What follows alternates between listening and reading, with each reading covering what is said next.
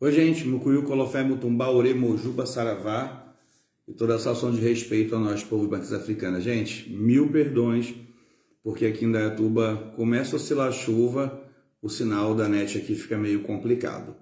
Eu tinha marcado as 8 horas para a gente começar, referente à live da angústia, e o como superar, né, essa questão da angústia. E aí eu me atrasei, então desculpa pelo atraso, não foi intencional, foi realmente a questão da falta da internet. Gente, quando a gente vai falar da palavra angústia, a gente tem que começar lá do comecinho, entendeu? Entendendo que na etimologia grega, nós temos uma palavra, a desconstrução, a etimologia da palavra angústia, lá na linguagem grega, na etimologia grega, nós temos uma palavra chamada angor, que é estreito. E também temos uma outra palavra chamada angustus, que não sei se a grafia vocal é essa, mas fala de apertado, sem ar, sem saída, constrangedor e opressor. Porém, no alemão, que é Angst, mais ou menos assim, freudianamente falando, angústia tem a ver com ansiedade. Colofé, Andrezinho, Colofé, Marcelo, tudo bom, querido? Sejam bem-vindos.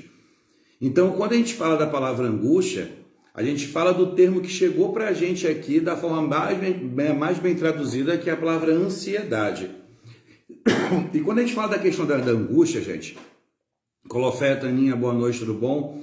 O que a gente precisa entender é que angústia é um sentimento que está ancorado no recalque. Decorem isso aqui no comecinho, que lá mais para frente eu vou estar falando disso. Angústia está ancorado no recalque, entendeu? Depois eu explico o porquê disso. Gente, a gente fala de angústia, angústia é uma redução de espaço ou tempo, angústia é carência, é falta de algo, ansiedade por algo que está por vir, inquietude, sofrimento e tormento. Quem aqui, nesses tempos de agora com a pandemia, com a questão de estar preso dentro de casa, não está angustiado? Boa noite, doutora Cris, tudo bom, meu amor? Quando a gente fala da angústia, gente, a gente fala da sensibilidade ou da sensação de querer ter algo que está nos fazendo falta. Porém, quando a gente começa a pegar o conceito da palavra angústia, eu fiz algumas anotações porque o assunto é bem larguinho e eu quero detalhar demais com vocês. Benção, mãe Marilza, tudo bom? Um beijinho no pai Bonatti, Colofé. Quando a gente fala da angústia, a gente precisa da seguinte questão de entendimento. Quando você vai de encontro a alguém angustiado, Colofé do Fonetinho, tudo bom, filho? Quando a gente vai de encontro a alguém angustiado, você precisa se concentrar em fazer a pessoa falar o máximo que ela possa falar sobre aquela angústia. Ela só vai poder obter o melhor entendimento pontuando os seus sentimentos. Então, digamos que eu vou atender uma pessoa, conversar com uma pessoa, espiritualmente falando, emocionalmente falando, e eu já chego dando o sermão da montanha referente à angústia. Benção, mãe Nara. Feliz aniversário de novo, tá, mãe? Colofé, Igor. Colofé, mãe Débora, tudo bom? Benção, mãe Nara também. Benção, angústia. Quando eu chego para falar com alguém sobre angústia, e alguém quer conversar comigo, eu minimamente tenho que fazer com que a pessoa fale o máximo de detalhes possível. Por quê, gente? A gente vai começar a desconstruir a ideia da palavra angústia, entendeu? Como coisa tátil. Boa noite, Maria, tudo bom, querida? E vamos começar a construir a ideia primordial da angústia. Como surge a angústia? Lembrando que Angst, lá pela linguagem alemã, pelo alemão, quer dizer ansiedade, chegou para nós aqui no Brasil o termo ansiedade. E a ansiedade está atrelada a medo, a síndrome de culpa, a transtornos opositivos, a sabotagem, a tudo. Por que a ansiedade está atrelada a tudo, gente? É muito fácil eu chegar para alguém e falar, estou angustiado. Por quê? Ai, não sei, me falta algo. Então a gente começa, Colofé, Letícia, tudo bom, meu amor? A gente tem que começar a entender que a angústia, que é na verdade a palavra ansiedade, que vem dessa etimologia que eu falei, ela é um sentimento que ela está construída no recalque. Como é formado o recalque? Um dia eu não elaboro muito bem o sentimento. Boa noite, Serginho. Eu caio e tropeço. Não elaborei bem aquela dor. Automaticamente aquela dor me recalca. Sequencialmente, Toda vez que eu sentir o mesmo desconforto que aquela dor me causou, Marcelo, querido, eu estou usando a etimologia do livro do 28º Compêndio de Freud. Então, não sei se a palavra que você trouxe aí é exata, mas eu estou usando a etimologia que Freud usou, entendeu? Que é para poder descrever até a desinência do como chegou a angústia aqui e como é a questão ansiedade, que é a troca de palavras. Não desconstruindo o que você está ensinando, mas é interessante. Você fala que é pain, não sei se a pronúncia é essa. Mas dentro da questão da angústia, ansiedade, a palavra era angus, que era o alemão falado lá, que é muito parecida com a palavra grego, que é angustus, entendeu? Que fala de estreito, apertado, sem ar, constrangedor e opressor. Mas valeu pela palavra. Vou pesquisar, vou até anotar aqui para poder estudar depois. Então, gente, quando a gente cria alguma questão emocional que vira recalque, sentimentos recalcados, eles não são digeríveis tão facilmente. Então, quando o corpo não consegue efetuar o fim do recalque, ele precisa usar um mecanismo de defesa do ego. Já falei outras vezes. O que é mecanismo de defesa? O que defende da exposição. Eu tropecei, me sujei de lama no meio de uma festa, eu estou exposto, eu vou me esconder. Então o ego funciona dessa forma. Quando o meu ego, o meu eu, não está satisfeito com aquele sentimento, e ele não consegue lidar do tipo, deixa para lá, deixa para aqui, deixa para ali, eu preciso de um mecanismo. Um mecanismo de defesa universal é a negação. Então a angústia, ela fala exatamente da visão real do seu eu desconstruído. Eu me acho lindo, eu me acho perfeito, eu me acho maravilhoso, mas alguém diz que não sou. Isso é verdade, desconstruiu a minha fase narcísica. Infelizmente, eu entro em angústia. Então, para você observar a angústia, você precisa da visão real do seu eu. O eu real que você é, não o eu ideal que você seria. E sequencial, tendo o seu eu narciso destruído, você precisa vivenciar aquela dor da angústia que por muito tempo esteve ali com você e não foi elaborada. Então, quando a gente fala da angústia, a gente fala da dor de enxergar o que realmente eu acho que sou e não sou, de um recalque que está lá atrás preso e de um sentimento que, em grande quantidade, a angústia, ela me impede de fazer algo. Ela é um sentimento, eu quero buscar a palavra certa para não errar com vocês, é um sentimento paralisador, é quase como um anestésico. Mãe Caiá, eu já vou chegar já nessa questão, tá bom? Colofé para Igor do questionamento. Mãe Caiá pergunta, e quando sabemos a causa e o porquê da angústia que se mistura com sentimentos de culpa e arrependimento? Só um minutinho, mãe, que eu já volto a responder a senhora. Então, quando a gente fala que a angústia ela é uma anestesia de paralisia emocional gigantesca, porque estando angustiado com o mecanismo de defesa do ego, de negação, me negando a ver aquilo, com o mecanismo de defesa do ego que está sendo utilizado, o recalque, aproveitando que ele pensa assim, poxa, eu estou sendo legitimado toda hora o William me chama aqui porque o William tropeçou lá atrás, ele se machucou. Quando ele erra, que eu passo alguma ansiedade, o sentimento que ele mais conhece é aquele do tropeço. Então o recalque ele vem, se torna um afeto para virar um sentimento e se tornar um futuro mecanismo de defesa do ego. Então, quando a gente fala que a angústia está ancorada ao recalque, é sinal que um desempregado está angustiado por não ter trabalho, mas não vai arrumar trabalho porque vive o recalque emocional da falta do pai. Vou começar a responder agora, tá, mãe Débora? Porque a senhora me perguntou. Uma mãe que vê o filho se destruir nas drogas está angustiada pela questão do recalque do que ela já passou com uma agressão emocional na infância, pelo primeiro namoradinho que deu errado, virou um recalque emocional, e nisso vai se angustiando. Porém, a angústia, como eu falei, é um sentimento que paralisa a alma da gente, em grande excesso. Mas também a falta de angústia, mãe Débora, traz o sentimento de culpa e arrependimento. Estou angustiado porque não consegui emagrecer.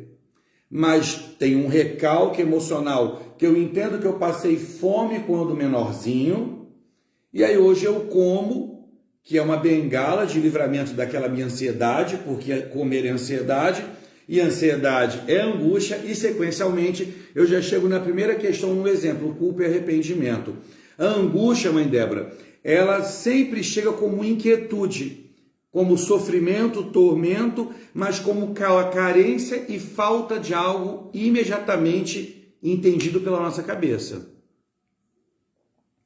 Então, mãe, no caso, a angústia da morte da sua mãe, vou dar uma opinião que é minha, não estou me embasando em ninguém, não posso lidar com esse tipo de opinião, mas vou lhe dar a opinião minha sobre frente o caso da morte da sua mãe. Quando eu tenho um sentimento que eu não elaboro o final dele, preciso elaborar o começo da comida, estou cozinhando, finalizar ou lavar a louça.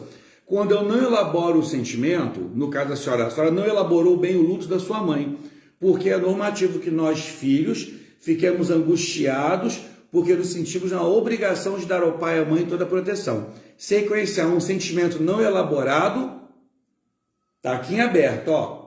É uma ansiedade. O que eu não fiz, o que eu não pude fazer, como eu não ajudei, como eu não pude fazer melhor, aquilo que eu deixei de fazer. Sequencialmente, mãe Caiá, eu volto lá atrás, em qual momento que a senhora, de certa forma, teve um outro sentimento muito parecido e recalcou. Então, os sentimentos são iguais.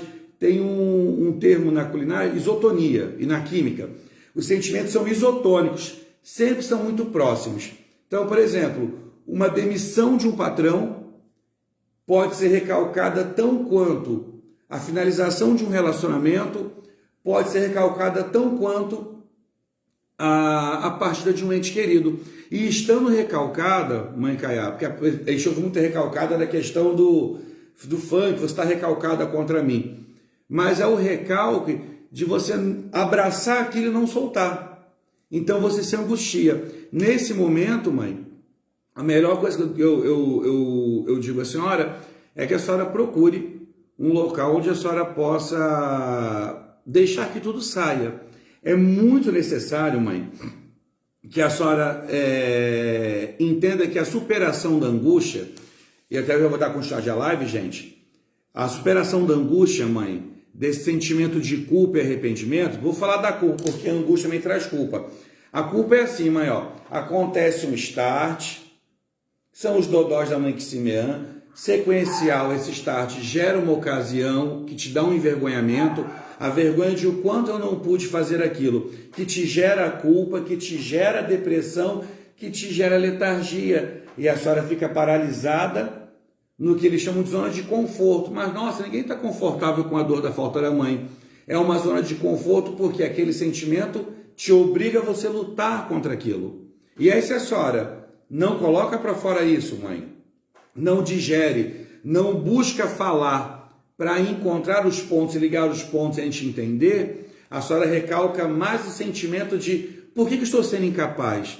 Por que eu não sou forte? Gente, eu estou falando com a mãe Caiá porque eu tenho intimidade com ela e conheço um pouco da história dela. E tenho ela como vertente mãe, eu a conheço como mãe. Então, tive intimidade com a mãe dela carnal e com ela também, e tenho um pouco mais de liberdade para falar, mas de uma forma expondo a vida da mãe Caiá. Mas funciona assim, entendeu, mãe? Para a senhora poder superar a angústia, vou dando continuidade aqui a live, a senhora precisa reconhecer a dor e a origem. Praticamente a senhora reconheceu aí a morte da mãe Simeã, que Deus tenha no céu, o Oxum também, foi uma mulher muito maravilhosa.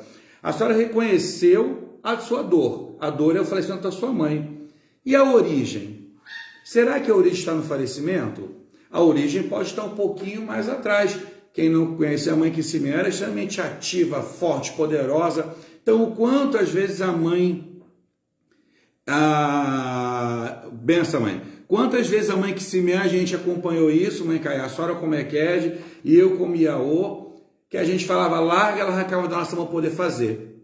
Então, quantas vezes na sua vida, talvez a mãe Simeã não deixou que a senhora atuasse por ela. E isso frustra o filho. Frustra demais o filho. É um dos caminhos, entendeu, mãe? E aí, boa noite, Maria, tudo bom, querida? Então, primeira coisa, mãe, reconhecer a dor e a origem.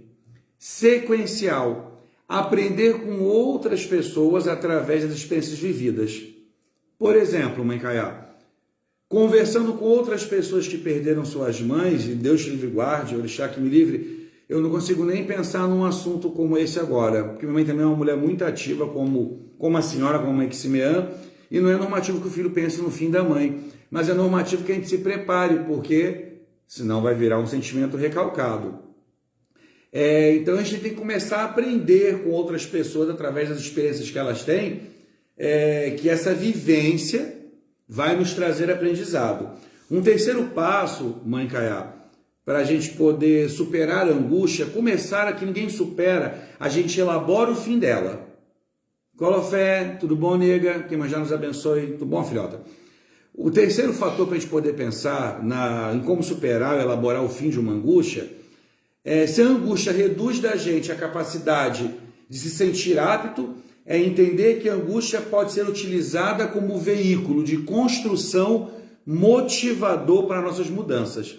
Um exemplo, estou incomodado com a minha casa, meus vizinhos são chatos, minha vida está errada, estou angustiado, estou ansioso por algo que vai acontecer amanhã que eu não tenho domínio, não está na minha mão esse domínio. Ou o medo de passar contrariedades, o medo de ter baixa expectativa, frustrações, tudo que nos contraria, nos frustra, nos retira, nos deixa inquieto, é a angústia que lá, pela etimologia do Freud, pela tradução, chegou para a gente como ansiedade, porque a angústia é uma outra questão, mas é uma palavra utilizada para os mesmos sentimentos.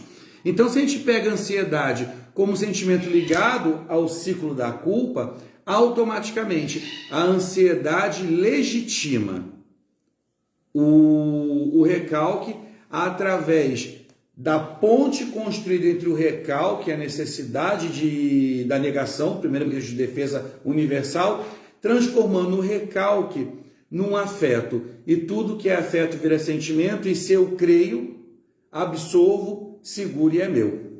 Quando a gente vai falar, gente, da questão da angústia e da questão da visão ideal e real do que somos, a gente tem que começar a entender que hoje o veículo mais tóxico para que você se mantenha dentro da angústia são as vinculações do fast food emocional e do fast food eletrônico, que é o celular e as mídias, né? Só ver o que a Adriano escreveu aqui, gente. Compreender, entender, isso eu vou chegar lá na frente, Dri, brigadão.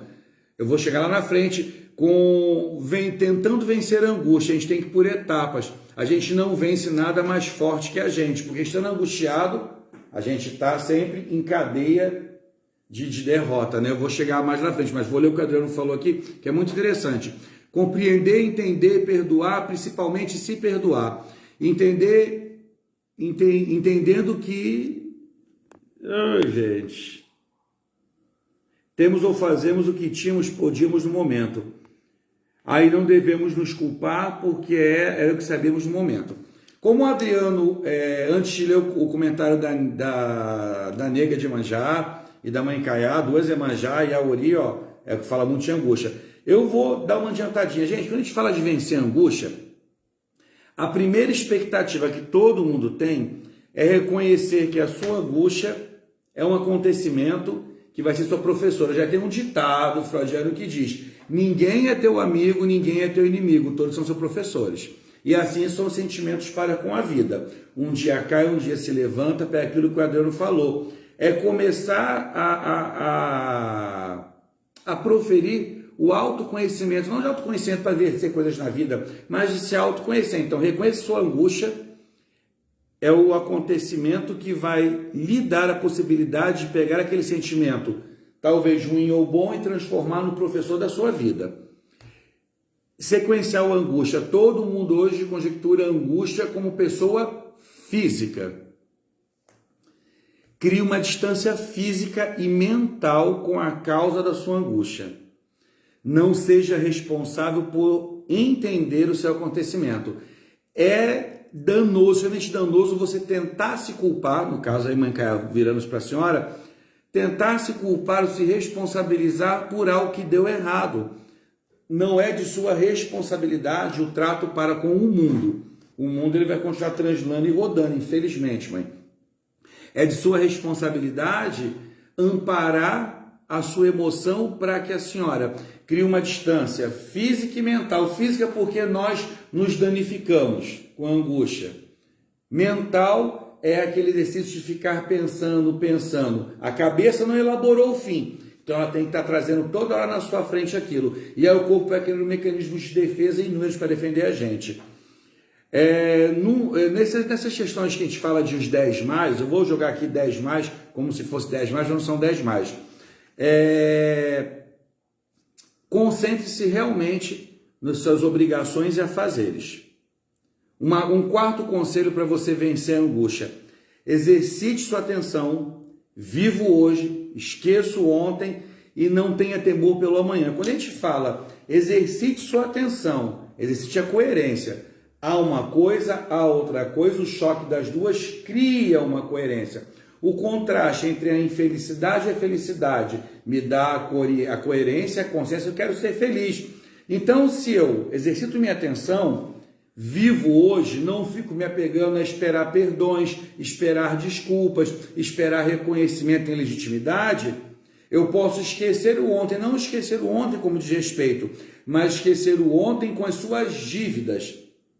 Sequencialmente, não tenho temor pelo amanhã. Quando eu não tenho temor pelo dia que me vem amanhã, eu automaticamente já estou exercitando a resiliência, que é a capacidade de se auto-reconstruir diariamente.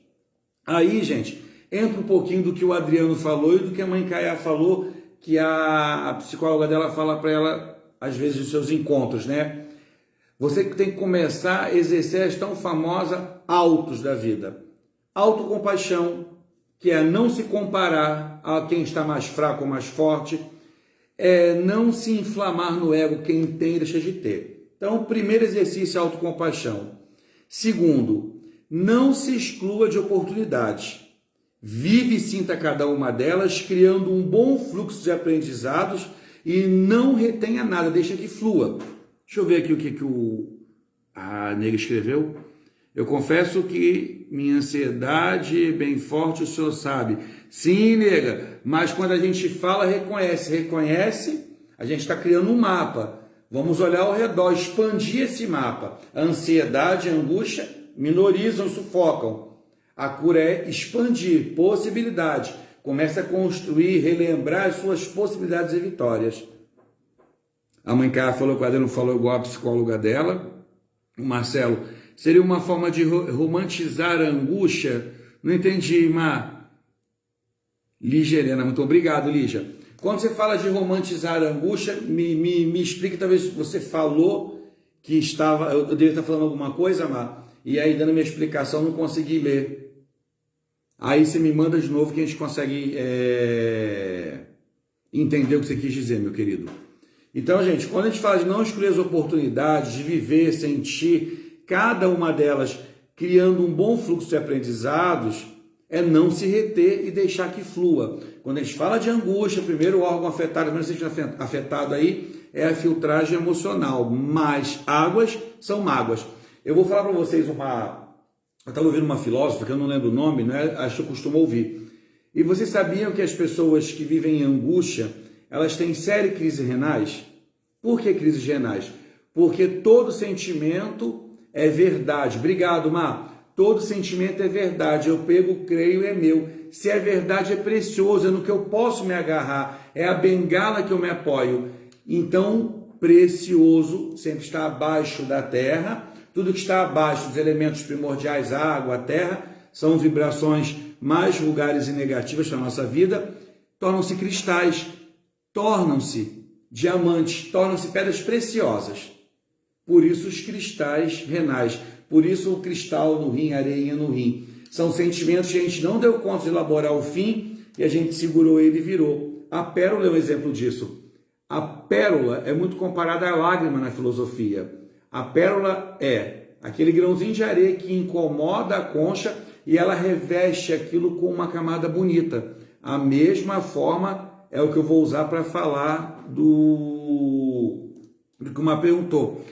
Ele falou se era normal, seria uma forma de romantizar a angústia, se acomodar na angústia, se acostumar. Não, né? Não, Mar. Quando a gente fala do sistema, da filosofia da pérola, a pérola é algo que é precioso, eu revesti com várias camadas para não me machucar. Então, no sistema de autossabotagem, que também é um sistema de dentro da ansiedade, nós somos repetitivos. E se eu fiquei travado no momento, eu vou repetir aquele momento eternamente. Esses dias atrás, eu estava vendo o filme da Mulher Maravilha, o novo agora, o 1974, mas não foi o cinema, não foi a pandemia, vi por um aplicativo chamado Pobreflix. Quem quer entender melhor, Mar, de uma forma filosófica, a questão do desejo e suas destruições, o filme da Mulher Maravilha, 1974, é uma descrição completa da luta do id, da tomada do id pelo corpo, da tomada do superego e da construção de valores verdadeiros que são humanos.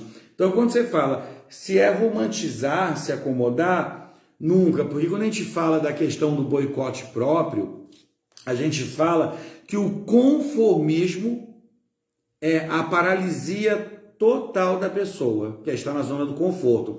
Então, romantizar, talvez eu entenda de uma forma, se acostumar na angústia, na verdade é não elaborar e não aceitar mecanismos de defesa da negação. A pessoa está no mecanismo de defesa, está negando o que está ferindo ela, e a negação é tão grande e a questão narcísica é tão grandiosa que a pessoa deve estar presa lá na fase fálica ainda. Na fase fálica, não pegando esse assunto para a gente não ficar muito longo, gente, a live, é quando há a questão da castração. Homem tem pênis, luta com o pai pelo poder da mãe. Menina não tem pênis e luta pelo amor do pai para adquirir o mesmo poder. Na questão edípica, que é do complexo de Édipo, a questão do estar no conformismo, estar parado, acomodado na angústia, é uma romantização, porque o meu algoz que me agride também é meu defensor.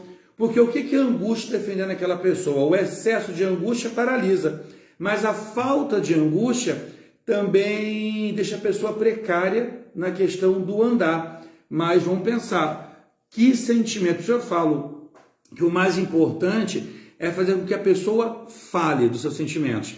Tipo, no começo dos meus vídeos, o Mar pode falar melhor, que me acompanha do comecinho, eu era muito colérico. Quando você fala colericamente, você quer colocar para fora todos os sentimentos sobre o seu fígado, sua ira, sua raiva, seu edionile, seu gilachebora, mas é uma forma de confessar. E aí, fazendo os meus vídeos, ouvindo os meus vídeos, talvez eu tenha perdido a questão colérica. Um exemplo muito grande, Mar, Colofé, Pai Rafa, que eu vou falar da questão de uma angústia acomodada, melhor forma dita. A angústia que todos os zeladores vivem. Por que o zelador espiritual vive muita angústia? Porque quando o filho chora, o filho de santo, nós vamos ao jogo, ao ebó, à reza, à mão, a Exu, ao Orum, ao Aie, e com a nossa mão fazemos acontecer. Acabou a precisão do filho. O filho se retira e volta quando quer. Olha a angústia do zelador em pensar que não foi valorizado, que não teve a devolutiva, que está sendo negado o seu poder de pai, a ansiedade que ele tem por achar que mereça, talvez, fatias de agradecimento. Às vezes é um zelador egocêntrico ou narciso, entendeu? Às vezes é uma pessoa que está fazendo um ciclo da culpa ao contrário e foi uma pessoa muito egoísta querendo ajudar, vai se angustiar. Então a gente consegue se instalar na angústia porque nós nos calamos. Infelizmente, hoje, a maior angústia acontecida é esse vício nacional pela internet. Nós vemos uma geração que eu falo que atualmente é uma geração 5 anos mais burra que os seus pais. É uma geração que vai viver 15 anos menos que os seus pais. É uma geração que, ao menor sinal de desconforto, chora, grita, reclama. É uma geração angustiada, porque não teve a primeira base moral da educação, que é familiar. Então, a maior angústia que uma mãe possa ter de ver um filho tomando um caminho que não deve. Então, ela vai se angustiar porque espera, Colofé, ela vai se angustiar porque esperava que o filho fizesse o caminho dela, afinal ela investiu. Sequencial, estando angustiada, ela vai se acomodar, no silêncio. sequencial a se acomodar no silêncio, a angústia dá para o filho, a angústia da mãe dá para o filho uma ferramenta muito legal para a extorsão emocional. Porque a mãe tem a vergonha de pensar que vai chegar ali na frente e vão falar: ó, o seu filho é drogado, sua filha é garota de programa, seu filho é usuário de droga, seu filho é alcoólatra, seu filho é ladrão. Então dói a mãe. A mãe já sofre angústia o tempo todo. Uma mãe que espera que o filho trabalhe, infelizmente, ela vive angustiada. Aí, gente, a gente volta na live lá do sonho. Quando a gente fala em angústia, a gente fala em fundo do poço. E poço são vibrações quando eu estou dentro da barriguinha como feto protegido e na inversão dos valores fora da barriguinha. Deixa eu ver o que a Cris, doutora Cris escreveu aqui. Não devemos esquecer que identificar os gatilhos que disparam angústia e tristeza é necessário. Estar triste e angustiado é normal por alguns dias. Se esse gatilho estiver sendo disparado num ciclo de 5 dias, é necessário consultar a ajuda e se tratar. Agora, angústia por frustração não é doença, é ego. Então, Cris, doutora Cris, vamos pegar aqui no sentido do silêncio. Quando a gente fala da palavra angústia, a gente pode atrelar ela, eu vou falando com a senhora e vou escrever aqui, ó. A gente vai atrelar a medo, a ansiedade, a depressão, a culpa, a procrastinação, que foi o que o Marcelo falou agora, realidade e idealidade. Olha quantas coisas nós temos da culpa, gente. O problema, doutora Cris, que uma angústia de 5 dias, para uma mulher de carne e osso, é uma coisa contraditória hoje em dia. As mulheres ultrapassam anos de angústia. E, em sua maioria, as mulheres têm angústia na castração com o pai que não foi elaborada. A angústia na dificuldade do primeiro relacionamento não foi elaborado. A angústia de ter que sair de manhã para trabalhar e sustentar o filho. A angústia de imaginar que o filho não vai chegar lá. Trocando essas palavras, angústia, ansiedade, o medo, a procrastinação, a zona de conforto. Então, quando a gente fala da angústia, a melhor coisa, no caso está falando de procurar um médico, doutora Cris, ou até tratamento com a senhora ou com um psicanalista, é você não ter a vergonha de reduzir o tempo da angústia. Você reduz o espaço da angústia, abrindo o espaço da sua fala. Comecei a falar, nossa, como esse sofá está ruim. E eu? Onde eu encaixo nessa frase?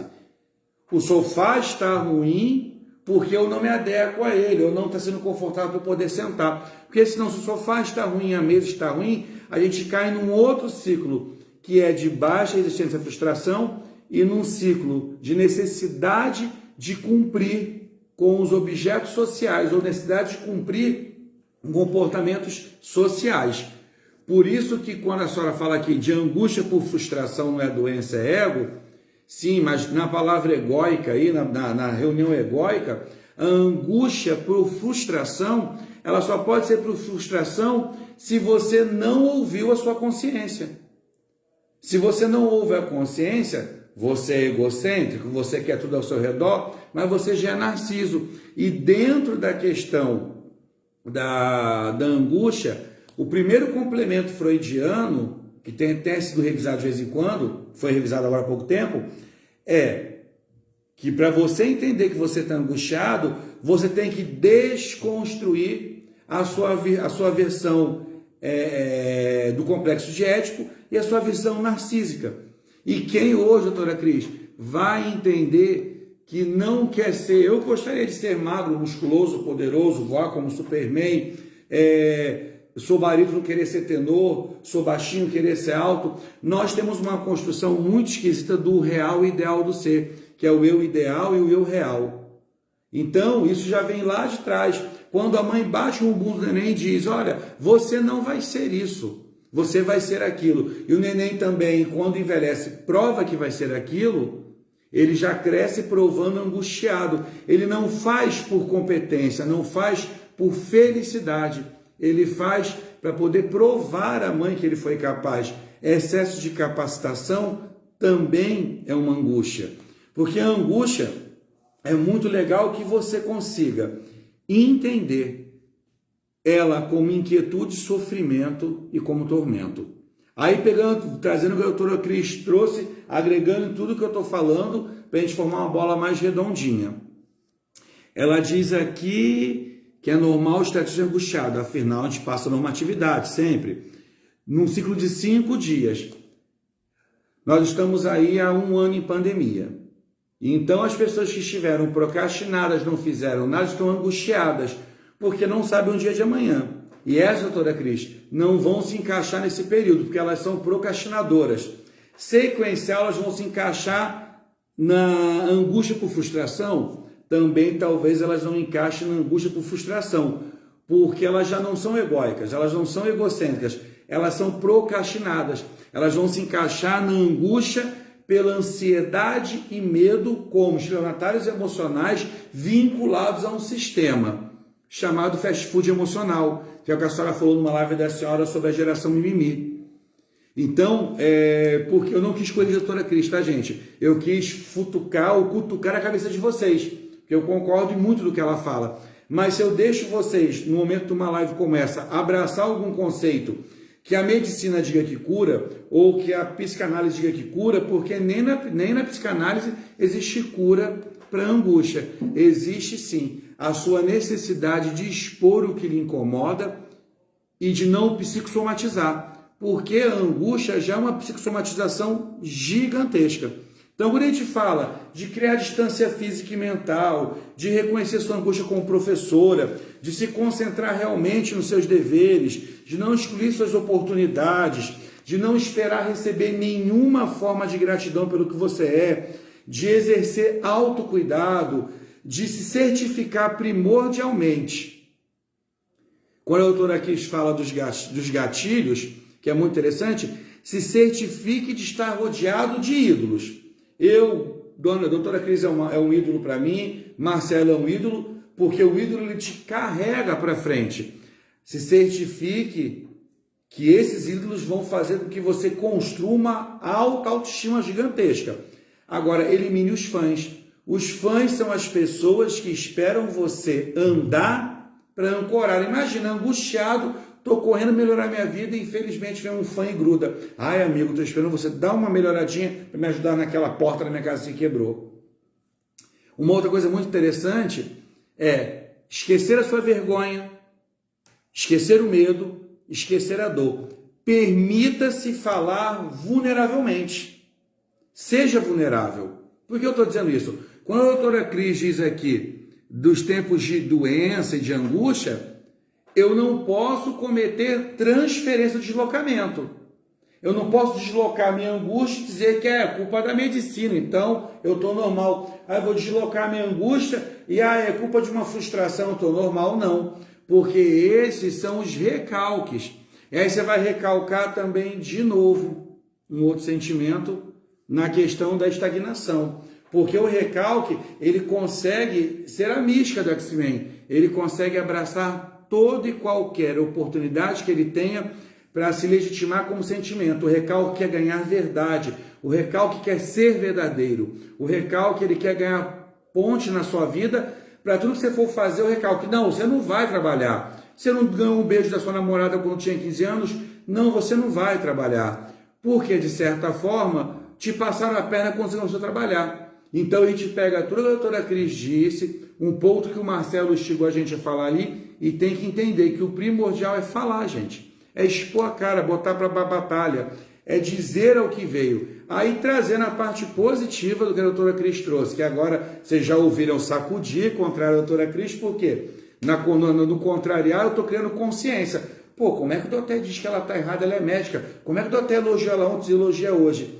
Mas é um incentivo à coerência. Como o recalque, pegando o que o Marcelo disse, o recalque ele é procrastinador, conformista e lento, qualquer frase que eu tenha que mostre cura é transferência. Aí voltando para a parte positiva. Quem deseja buscar a doutora Cris para curar de angústia? Com certeza vai ter que confessar as suas dores e males. E dentro das suas dores e males vão haver psicossomatizações que falam do seu inconsciente. Imagina, gente, que para você estar angustiado, funciona da seguinte forma: estou saindo de casa. Onde está a chave do carro? A chave do carro estava dentro do papel da loja americana. Nossa, jogaram o meu papel da loja americana dentro da lata do lixo. Mas em qual sacolinha de lixo? Está de frutas, de comida? E eu vou revirar. A lata de lixo é o inconsciente. A chave é o sentimento, é o afeto. O recalque, ele é a chave em si, na forma orgânica. A chave do carro para você poder sair. Então, o que acontece? Se você não achar a chave, você não sai. Mas para você acessar o recalque vai jogando na sua cara várias coisas. Ó, comeu banana ontem. Ih, ó, o papel está sujo. Onde está aquele papel? Então, imagine que o seu inconsciente é uma latinha de lixo. Que para você achar alguma coisa um dia perdida, tem que futucá-la lá embaixo, entendeu? Deixa eu continuar lendo aqui, senão eu acabo me perdendo, gente. A mãe Cádiz já faz um ano que procurou ajuda e assim ainda continua o problema. Gente, a minha leitura tem que comprar um óculos, não adianta fazer um óculos, né? O problema é o se. Se eu tivesse, se eu fosse, e assim por diante. Mãe Caiá, quando a gente fala do se, o se entra no isso. Isso me incomoda. O que eu penso disso? O que eu sofro com isso? E o que o meu super-eu? Aí nessa hora eu pergunto à senhora, o seu super-eu, que é o seu super-ego, foi formado pela mãe Ximeã, pelo seu pai e avó. Se isso, essa situação lhe dá angústia, lhe incomoda, lhe maltrata, o seu eu não está elaborando um filme, não está dando conta, o que o seu super-eu faria? O que tudo que a senhora aprendeu diria para a senhora? Se o buraco é isso, se eu estou à frente ao buraco, meu super-eu diz, calcule e passe por cima. É uma formulazinha para a senhora começar a digerir, mãezinha. Oi, Rogério, boa noite, tudo bom? A nega pergunta aqui para o Adriano, Adriano Moral, boa noite. Adriano Colofé. E quando se faz tudo isso daí, mesmo assim, se sai como ovelha negra, no meu caso, me libertei de tudo isso de verdade, meu pai sabe, porém, agora... Ai, cadê? Gente, eu vou ter que parar de ler texto quando não fizer óculos. Me libertei de tudo isso de verdade, meu pai sabe, porém agora estou como se eu fosse uma pessoa sem coração, sem café, seguindo minha vida, mas parece que saí. Apertei a tecla sem medo, para amigos, colegas, família, relacionamentos, enfim, seguindo. Nega, eu vou responder no lugar do Adriano aí. O que acontece? Nem muito ao céu, nem muito ao inferno. Angústia por ser julgado, ser sofrer. Procrastinou. Depois, isso foi excesso de angústia. Agora, o não existir de angústia também não faz com que você tenha uma coisa chamada compaixão de você e das situações. E o primordial, quando tudo eu fiz, me libertei, liguei a tecla do dane-se, estou levando à frente, sem pensar em colegas, amigos, relacionamento, eu estou executando a trina parte de um outro assunto que eu já falei, que é o transtorno neurótico de abandono. Quando eu me considero abandonado, acusado, agredido. Lembra que o recalque pode ter pego o abandono da professora no colégio e ter formado um sentimento aqui. Então, um sentimento recalcado de abandono diz a você 3 coisas. Resigne, toque o dane-se, não ligue para nada, você é ninguém, ninguém é nada. Fuja, quando as pessoas aparecem, que apertam o seu cerco, que apertam o seu pescoço, que te exige alguma coisa, ou que fala, venha me ver, almoço comigo, opa, eu vou abandonar porque eu já fui julgada, então eu não quero convívio. Terceiro, hipercompensar. Então tome cuidado, porque eu acho que você está entre o primeiro e o segundo caminho aí. Não deixe chegar no terceiro, porque senão quando você achar o príncipe encantado e meu futuro genro, tadinho, você vai montar nele, menina, e você vai matar o bichinho. Você vai hipercompensar tudo nele, entendeu? Oi, Babai Bé, Colofé, tudo bom, meu amor?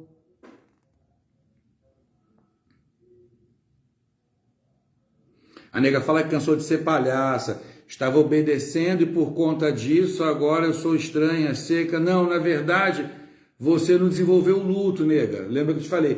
Tem que desenvolver o luto desse sentimento. Enquanto esse sentimento do seu passado estiver recalcado, te lembrar que você foi abusada, o limite que está acontecendo agora é o isolamento. É o quarto poder, é isolar. Você está se isolando, meu amor, e não pode se isolar. Oi, Léo. Colofé, tudo bom? Boa noite. Não sei se é o Léo ou a namorada, mas boa noite. Sim, nega. Olha que legal. Eu falei lá em cima que a gente tem que estar aberto a falar para tudo e todos. Você está aí falando para uma população que você nem conhece, né? Futuros amigos, futuros irmãos, outras pessoas. Lembra que eu falei? Não tenha vergonha, se exponha, fale, divida o que você é, porque isso vai fazer, de uma certa forma, que você permita receber um olhar da gente de empatia. Mas você também vai deixar de ter o efeito castor, nega. O que é o efeito castor? O castor, por teimosia, ele entende que aquele espaço é só dele. Ele vai construir ali uma represa. Quando a represa arrebenta, é ruim para todo mundo, ruim para os seus amigos, para mim que cheguei na sua vida agora, porque as pessoas vão te conhecer, que vão saber que você é uma pessoa maravilhosa e talvez não vão ter de você o acesso que precisem para te dar carinho ou receber carinho. Então o efeito castor é isso. Se você chutou o pau da barraca, construiu as suas barreiras, elas quebraram, deixe que flua, nega. Deixa que flua. O primeiro passo é estar aí, ó, se abrindo, falando, se expondo, sendo uma mulher vulnerável, normal. Ser normal é poder se alegrar, sofrer, beijar, amar, xingar, ser bonito, feio, chato, poder ser tudo, ser essência. Aí você encontra a sua melhor essência que seguir. Mas você está cometendo já a primeira questão da angústia, liberando ela, falando, dividindo com a gente. Oi, mãe, acabando a bateria? Ai, beijo, mãe, benção, até a próxima. Colofé, Jagum, tudo bom? Adriano Jagum, tudo bom, filho? Então, Léo, quando você fala de aprovações, a necessidade de aprovação fala dentro da angústia de ser uma criança submissa, ou a criança bode expiatória, aquela criança que acha que é culpada de tudo na família. Quando a gente é uma criança submissa, de certa forma, é muito normal que o ser humano tenha que crescer com um super-herói. E ame o super-herói, para que, eu acabei de falar da Mulher Maravilha agora, né? Para que ele entenda que a virtude, o amor, as coisas nobres são obrigatórias.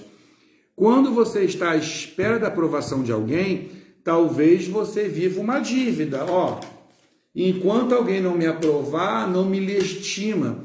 E legitimidade é sensação de não pertencimento, é um dos transtornos neuróticos de abandono. Às vezes foi um pai que falou, fica aqui rapidinho, que eu vou ali comprar um cigarro, a mãe que falou, já volto, já. Às vezes, quer ver um sentimento muito ruim, Léo, que fala da questão da angústia? Filhos são criados por avó ou por tias. A mãe foi trabalhar. O filho vai crescer com um recalque, um sentimento recalcado de abandono. Só que a mãe estava trabalhando para poder dar a ele a melhor vida, o melhor alimento. Porém, automaticamente ele entende, crescendo, fala, trabalho é ruim. Ir e voltar é ruim. Ela, quando chega, chega cansada. Ela chega sem alma e sem essência. Ela não entende o que eu quero. Então, eu também não aprovo o que ela faz. Aí começa o começo do transtorno de legitimidade ou sentimento de não pertencimento a lugar nenhum. É quando você está na fuga. A aprovação tem que ser aprovada e legitimado por alguém. Fala da criança submissa que quando tentou ser criança, falar, se expressar, foi roubado dela o direito de expressão.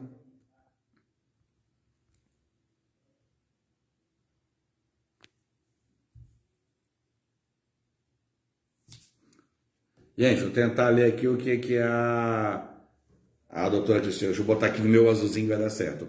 Procrastinador é uma pessoa perfeccionista, medrosa e com baixa autoestima. Muitas críticas com terceiros e sempre vitimista. O que angustia ele é a outra pessoa fazer o que ele não faz. Realmente, doutora Cris, o procrastinador, ele sofre do efeito espelho, né? O efeito espelho está ligado. Como é que começa, gente, a inveja e o ódio? Eu admiro o que a doutora Cris faz, mas eu sou consciente que eu não tenho cachola para guardar tudo que ela fez e sou consciente também que eu não vou viajar o mundo todo para aprender. Porém, eu não odeio. Admiro, mas eu tenho a certeza que eu não quero. Um procrastinador, ele diria que a doutora Cris limita ele dele ser feliz porque ele gostaria de ser médico, mas como ela fala mais de todo mundo, o procrastinador, ele tem muito da questão também do autossabotador. Que, aliás, o autossabotador é um procrastinador, né? Ele tem o problema seríssimo de exercitar a negativa, exercitar a frase negativa para tudo. Porque o procrastinador, o sabotador, eles estão em busca das maiores fatias com os menores esforços. Porque tanto o procrastinador como o sabotador, eles têm a sua fase edípica, que é a fase de Édipo, extremamente inflamada. Eles estão à disputa de um espaço que eles não podem conquistar. Então são vazios de ocasiões, vazios de ações e exigentes do dobro do que eles precisariam fazer para chegar onde esperam, né? Tá se isolando, né, nega? Mas não tá nada, tá com a gente aqui batendo papo, meu amor. Não tá se isolando, não. Ah, daqui do Leonardo e Kelly. É a Kelly, tudo bom, Kelly?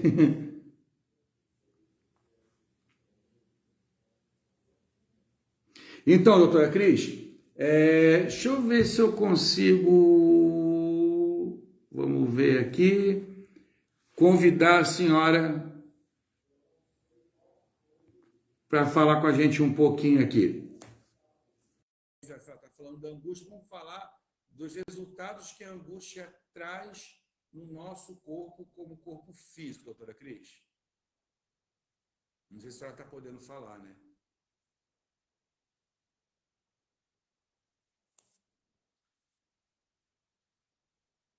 Bem, não sei se eu fiz alguma coisa certa. Gente, que susto! Tudo bom, doutora Cris? Gente, Tudo só para deixar bem. claro, aquela hora que eu chacoalhei com a doutora Cris ali, né, discordando dela, pelo amor de Deus, até porque ela é médica. Mas era uma forma, Cris, da gente catucar o povo para dizer para eles o quê? Ai, que legal, a doutora Cris vai entrar, vai falar, ela vai dar opinião, ó, joga o peso nela. Gente, escrever um exemplo da questão da angústia. Eu já tratei todas as minhas dores com a Cris. Lá no comecinho, quando eu tinha problema de circulação, a Cris sempre falava, William, isso aqui é tendão, isso aqui é ansiedade, você está sobrecarregado, sossega o periquito. E aí ela foi falando e eu não dei ouvido. Final, sequei as vezes, fiz tudo, passou a angústia da veia. O que sobrou, doutora Cris? Tendão, né? Excesso, ficar em pé. Então, gente, uma angústia sempre se esconde atrás da outra. Qual é a minha angústia? Uma coisa que a Kelly falou, o medo de aprovação, de ser legitimado, o não poder errar, ser visto como Deus. Doutora Cris, boa noite primeiro, meu amor.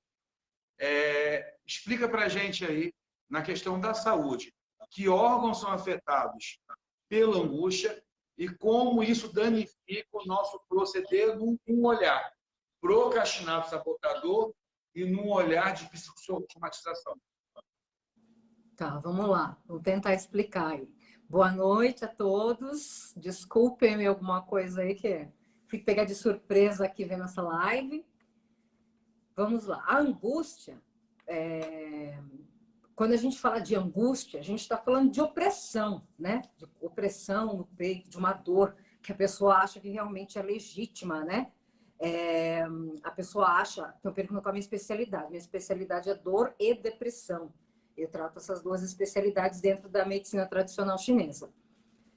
Quando a gente fala de angústia, a gente fala de aperto no peito, a gente consegue identificar essa pessoa só de olhar para ela, a pessoa que está angustiada.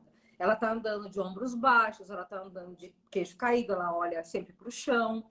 Quando eu falo de um ciclo a cada 5 dias, que eu falei que a pessoa tem isso, é exatamente o quê?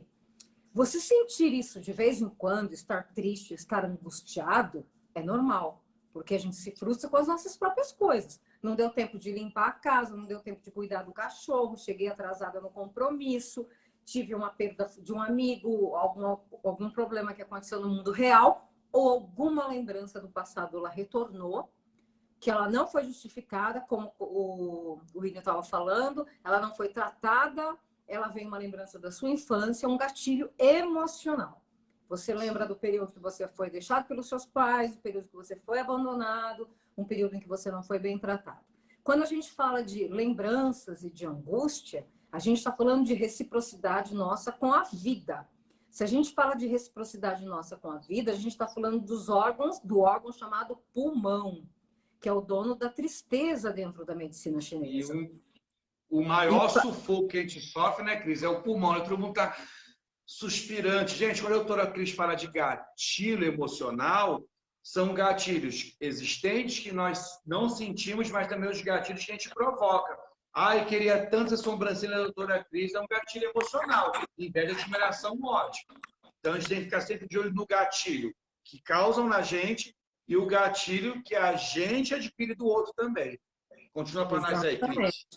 Exatamente. Agora, se a gente está falando, por exemplo, de um órgão da reciprocidade, que é o pulmão, que causa angústia, não foi coincidência que os chineses descobriram que um ponto que vocês podem utilizar para esse momento de angústia, de opressão, é um ponto chamado ponto que traz você de volta à vida, à realidade, à felicidade, fique bem no meio do seu peito. Aqui entre os seios, entre os mamilos. Ele é o chamado VC17. Esse é um ponto que, se você apertar, ele fica aqui nesse osso extremamente dolorido. Então, se apertar, não vai achar que está infartando aí do outro lado, não, porque ele dói de verdade.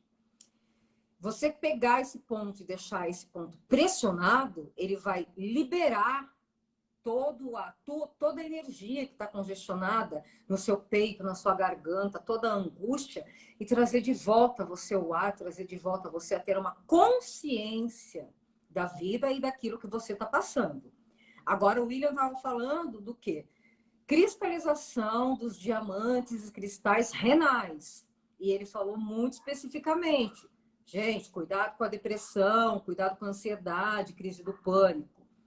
Ansiedade, crise do pânico, tudo isso no nosso organismo, ele é causado pela energia dos rins.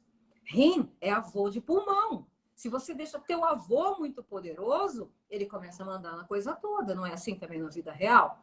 Então, você tem que fazer o quê? Equilibrar as águas, equilibrar-se nas terras. Tomar consciência do que está acontecendo com você. E o William falou uma coisa muito sensata, gente. Conversa. Divide o sentimento. Vamos expor o que nós estamos sentindo. O que está te angustiando?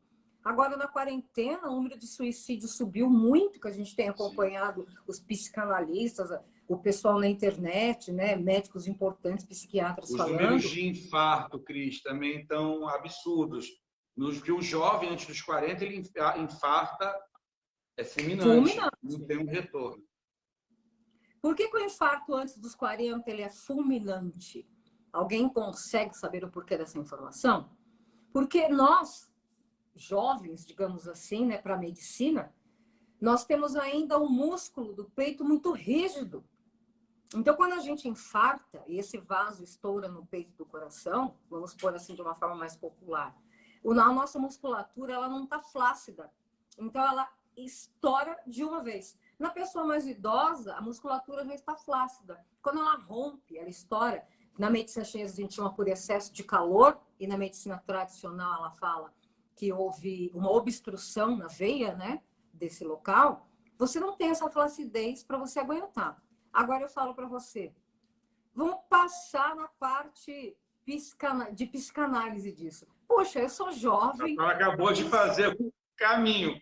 Rigidez, não deixar fluir, não modificar. Então, tudo se conversa muito. Se a gente fosse falar de candomblé, Cris, que às vezes as pessoas olham um zelador espiritual, uma médica, numa página de uma pessoa espiritualista falando sobre saúde mental e saúde corpórea.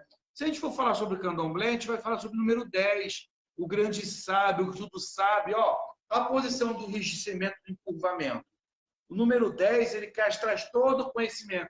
Ranzinza, precoce, com dificuldade de maleabilidade. É um odor que foi para o ar, sendo odor frio, poderia ser aquoso.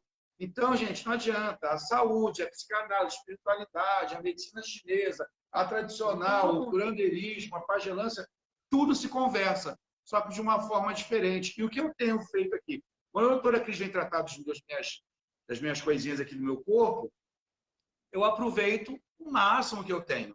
Enquanto ela está ali numa agulha, numa isso, naquilo, aquilo outro, eu vou perguntando, porque é conhecimento.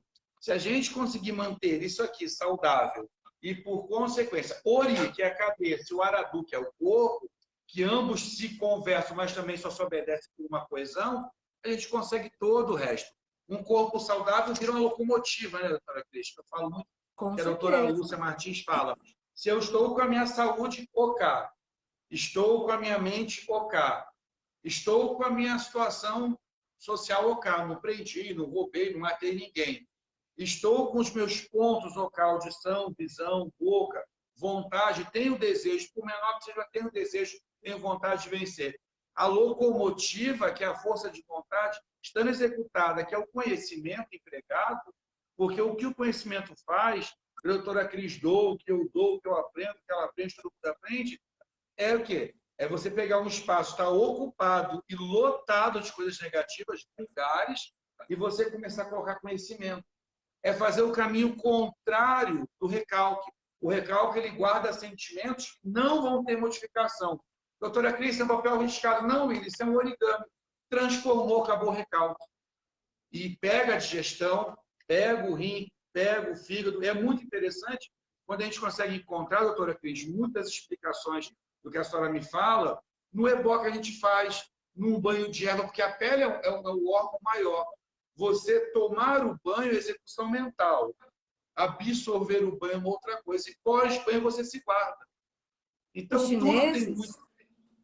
os chineses, eles se utilizam de um ponto de acupuntura específico quando eles vão tomar um banho ou quando eles vão utilizar um floral.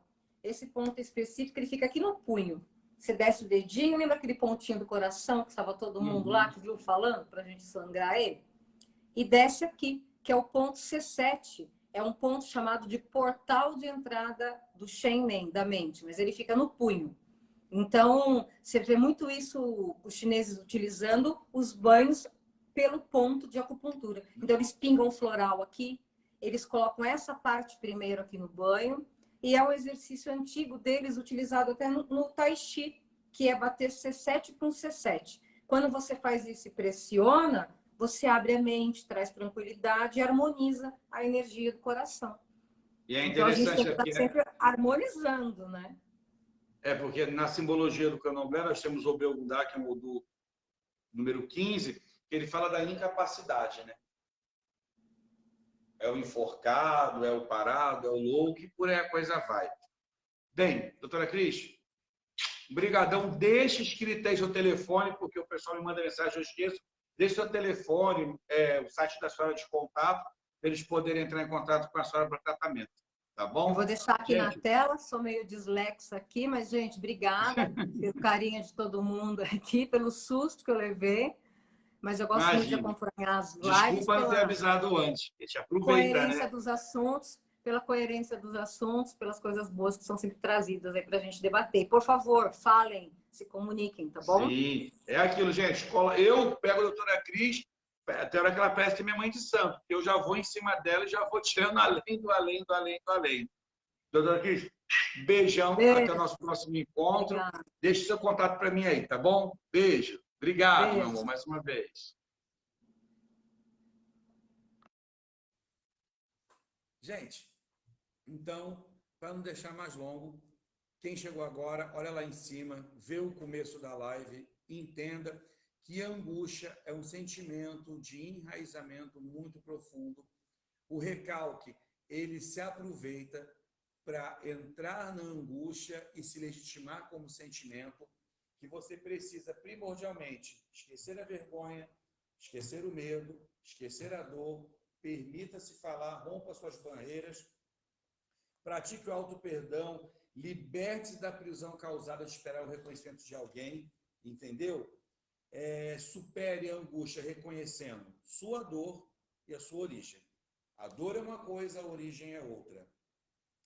E entenda que a angústia pode ser utilizada como professora gigantesca da nossa vida.